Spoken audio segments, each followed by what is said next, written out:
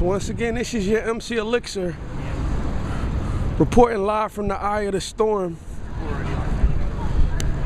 January 26, Philadelphia, 2010. I'm in 2011. Wow, I forgot the year changed over. But this is what we call the Avenue of the Arts, Center City. You know what I mean?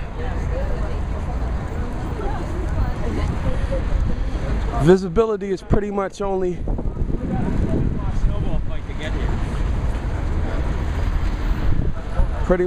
about a good 200 yards. I'm right here in the middle of I'm at Broad and Walnut.